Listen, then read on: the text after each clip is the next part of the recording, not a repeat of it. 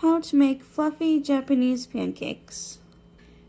First, in a large bowl, you're going to separate 4 egg yolks, put those into the bowl, and put the whites into a separate bowl. Keep your whites aside or put them in the fridge because we're going to need them later. 4 egg yolks in our bowl, 4 egg whites in our other bowl. Put this aside till we're ready to use it. Add half a cup of sugar to your egg yolks and whisk until well combined. Add 1 cup of milk and whisk well to combine. Add 1½ cups of pancake mix, like Bisquick or whatever pancake mix you'd like to use, and whisk well to combine. Now put this aside for a minute till we're ready to use it. In a separate large bowl, we were going to add the 4 egg whites from earlier, plus you want to add 4 more egg whites to this bowl. But if you don't want to waste the yolks, because we're not using those, we're gonna weigh out some pure egg white, liquid whites. Now 1 medium-sized egg weighs about 40 grams, and we need 4 more, so I'm gonna measure out 160.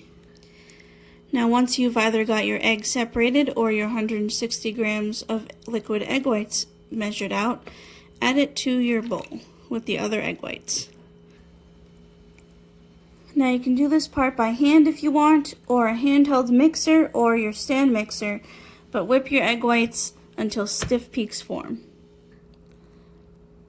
You'll know when stiff peaks form when you take your mixer out of the thing and you can see a little bit of the egg whites sticking up.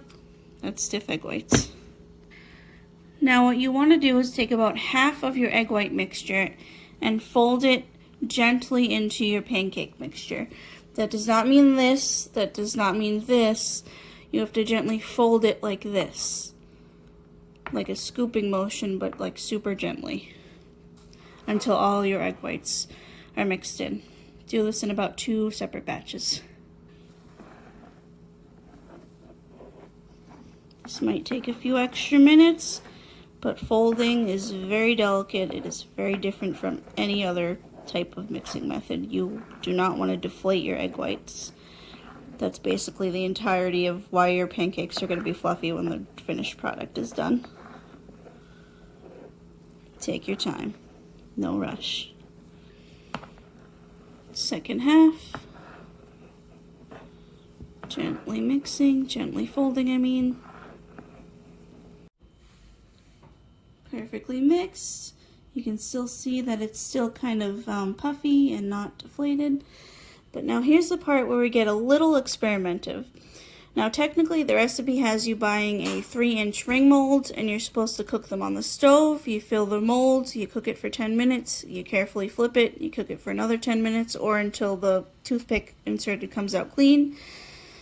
But I don't have any of those and they're kind of expensive, so I'm going to try to spray the crap out of my muffin cake tins and see if they can be cooked in the oven. Because why spend more money if you can find another creative way to cook something? If you're gonna use the 3-inch ring molds, you want to fill it about halfway or just a little bit more than halfway because they're gonna puff up. For the tin, you might want to fill them a little bit halfway, maybe a little bit more, just like a normal, if like you were making normal cupcakes. Don't forget to grease your pan or your 3-inch ring mold though. You don't want these to stick. Now since this part is consisting of a slight experiment, I'm not quite sure on the timing, but I'm going to put these in at 350 degrees, starting off with 10 to 15 minutes, and then I'm going to go from there.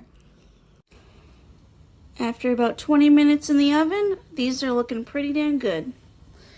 You want to grab yourself a mini offset or a butter knife because those are less sharp and you won't destroy your pan or your pancakes. Carefully run your offset or your knife around the edges of your pancake on all of them to loosen them from the pan and carefully pop them out. Don't forget to use Careful, oven mitts, because these are going to be hot. And there you have it, your deliciously fluffy Japanese pancakes. Feel free to top with maple syrup or toppings of choice, and enjoy. Oh yeah, definitely worth it. So good. Enjoy!